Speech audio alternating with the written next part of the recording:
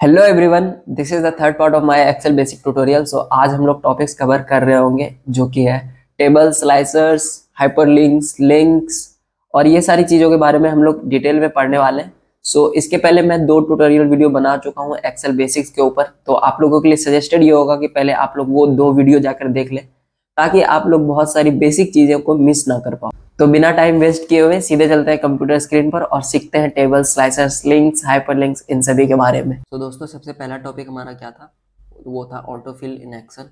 सो ये कब काम आता है? सपोज आप लोगों को मंथ का नेम लिखना है, ठीक है? तो आप लोग कैसे लिखोगे? मोस्ट प्रोबेबली आप लोग ऐसे लिखोगे, जनवरी, फरवरी। आप लोग वन बाय वन टाइप करोगे, ठीक है?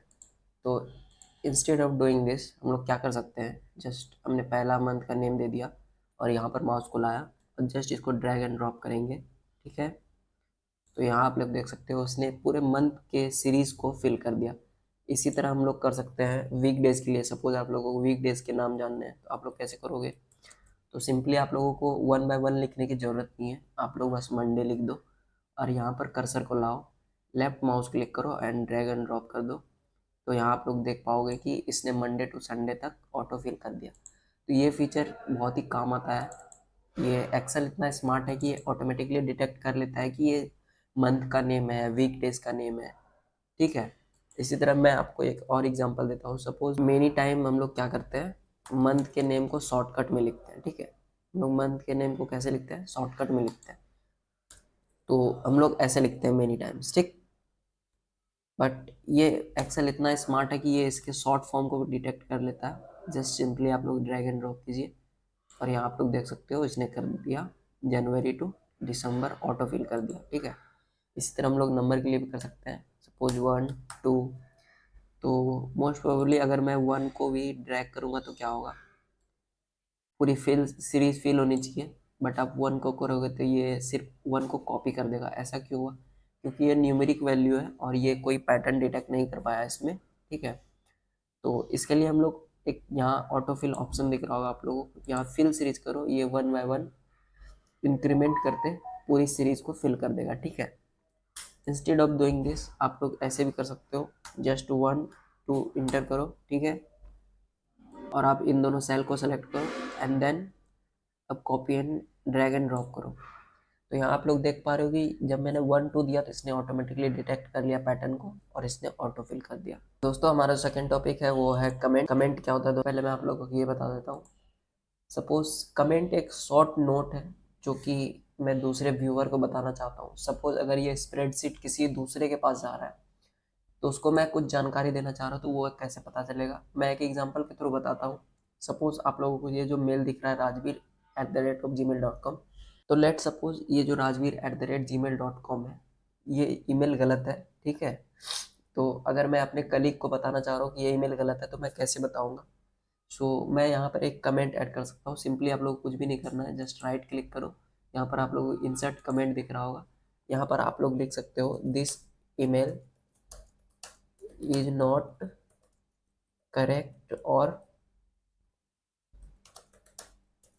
Not working, not working. तो सिंपली आप लोग ऐसा कुछ कमेंट लिख सकते हो। यहाँ पर आप लोग को कुछ रेड रेड कलर का दिख रहा होगा, इसका मतलब ये कमेंट है। सो यहाँ पर जब भी मैं अपने माउस को यहाँ पर लेके जाऊँगा, आप लोग यहाँ पर देख सकते हो this email is not correct और नॉट वर्किंग। तो इस तरह से मैं अपने कलीग को बहुत ही ईजिली बिना उससे टच किए हुए बता सकता हूँ अपने स्प्रेडशीट के कमेंट। मैं इसको डिलीट या एडिट भी कर सकता हूँ। सिंपली यहाँ पर राइट क्लिक करो आप लोग, यहाँ पर आप लोग दोनों ऑप्शन मिल जाएगा, edit comment and delete comment. Simply अभी मैं इसको डिलीट कर देता हूँ और हम लोग बढ़ते हैं अपने नेक्स्ट टॉपिक। सो दोस्तों, हमारा जो तीसरा टॉपिक था वो है सॉर्टिंग ऑन मल्टीपल कॉलम्स। तो इसमें हम लोग मल्टीपल कॉलम्स के बेस पे सॉर्ट करने वाले हैं डेटा को, ठीक है? तो सबसे पहले आप लोग कंप्लीट रेंज को सेलेक्ट कर लीजिए। मैंने डेटा को सेलेक्ट कर लिया ऑलरेडी। तो सबसे पहले आप लोग डेटा टैब में जाना है, यहाँ आप लोग को सॉर्ट का ऑप्शन दिख रहा होगा, इस पर क्लिक कीजिए।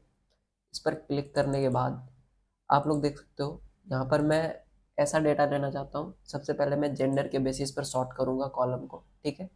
फिर मैं ऐड लेवल पर क्लिक करता हूँ और जेंडर के बेसिस पर सॉर्ट करने के बाद मैं सबसे पहले देखूंगा कि यूनिट टेस्ट 1 में जो सबसे ज़्यादा लार्जेस्ट मार्क्स है वो किसका है। तो मैंने लार्जेस्ट टू स्मॉलेस्ट चूज़ किया और उसके बाद मैं और एक ऐड लेवल करना चाहता हूँ जिसमें कि मैं यूनिट टेस्ट 2 का मार्क्स देखना चाहता हूँ।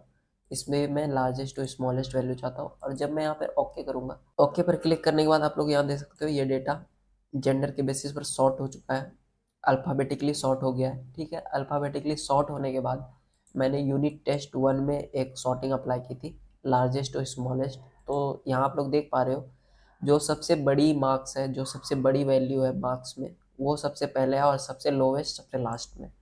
उसके बाद मैंने यूनिट टेस्ट 2 पर भी वही किया था, सबसे लार्जेस्ट वैल्यू सबसे पहले ली थी और सबसे स्मॉलेस्ट वैल्यू सबसे बाद में आई।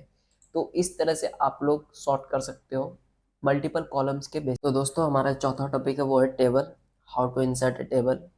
सो सबसे पहले आप लोगों को पूरा डेटा को सेलेक्ट कर लेना है। ठीक है, सेलेक्ट करने के बाद आप लोग कंट्रोल प्लस टी प्रेस कर सकते हो, टेबल जो कि टेबल इंसर्ट करने के लिए एक शॉर्टकट है। आप सिंपली यहाँ पर माय टेबल हैज हेडर्स को टिक करो और ओके पर क्लिक कर दो। यहाँ आप लोग देख सकते हो अब ये ऑटोमेटिकली एक टेबल में कन्वर्ट हो गया है। यहाँ पर आप लोगों को एक टैब खुल गया होगा टेबल डिज़ाइन, यहाँ पर आप लोग जाकर कोई भी फॉर्मेटिंग चूज़ कर सकते हो। ठीक है, तो मैं ये वाला सेलेक्ट कर लेता हूँ आसान बनाने के लिए। टेबल्स के दोस्तों बहुत सारे खुद के एडवांटेजेस होते हैं। एडवांटेजेस के लिस्ट दोस्तों आप लोगों को स्क्रीन पर दिख रहा होगा। आगे आने वाले वीडियो में हम लोग डिटेल में डिस्कस करेंगे टेबल को क्यों यूज करें हम लोग, क्या फ़ायदे हैं। और अभी हम लोग फिलहाल बढ़ते हैं नेक्स्ट टॉपिक पे, जो है कि स्लाइसर्स। हम लोग स्लाइसर्स कैसे ऐड कर सकते हैं। तो यहाँ आप लोग देख सकते हो जैसे ही आप लोग टेबल डिज़ाइन में जाओगे, आप टेबल के किसी भी सेल पर क्लिक करोगे, आप टेबल डिज़ाइन टैब में चले जाओगे, तो यहाँ आप लोग दिख रहा है, तो यहाँ आप लोगों को एक दिख रहा होगा इंसर्ट स्लाइसर। ठीक है, मैं चलो जेंडर के बेसिस पर स्लाइसर लेना चाहता हूँ, तो मैं जेंडर को टिक कर देता हूँ। और मैं एक स्लाइसर लेना चाहता हूँ क्लास के बेसिस पे, और मैं इसको ओके करता हूँ। यहाँ आप लोगों को दो डायलॉग बॉक्स दिख रहा होगा, जिसमें कि एक जेंडर का है और दूसरा क्लास का है। तो मैं इसको थोड़ा छोटा कर लेता हूँ ताकि ये अच्छा दिखे। सो बेसिकली स्लाइसर्स का काम क्या होता है, हम लोग डेटा को ईजिली फिल्टर कर सकते हैं। सपोज मुझे अगर सिर्फ फीमेल का डेटा चाहिए तो मैं जस्ट फीमेल पर क्लिक करूँगा, और यहाँ आप लोग देख सकते हो मेरा जो पूरा टेबल है वो फीमेल जेंडर के बेसिस पर सॉर्ट हो गया। सिंपली आप लोग यहाँ पर, यहाँ जो क्रॉस का, यहाँ जो आप लोग को क्रॉस का चिन्ह दिख रहा है, इस पर आप लोग क्लिक करो, सारा फिल्टर क्लियर हो जाएगा। सो ये फ़ायदे हैं टेबल यूज करने के। आप लोग स्लाइसर्स यूज़ कर सकते हो टेबल में, वेयर एज आप लोग नॉर्मल डेटा में स्लाइसर्स को यूज़ नहीं कर सकते। तो जैसे मुझे मेल का डेटा चाहिए तो मैं मेल पर क्लिक करता हूँ, और मेल में भी मुझे उस आदमी का डेटा चाहिए जो कि क्लास 10th में है, तो मैंने 10th पर क्लिक किया और आप लोग देख सकते हो डेटा पूरा सॉर्ट हो गया। ये राहुल और राजवीर, जिसका कि जेंडर मेल है, दोनों का क्लास जो है वो 10 है। ठीक है, तो अभी मैं इसको सिंपली यहाँ से हटा देता हूँ।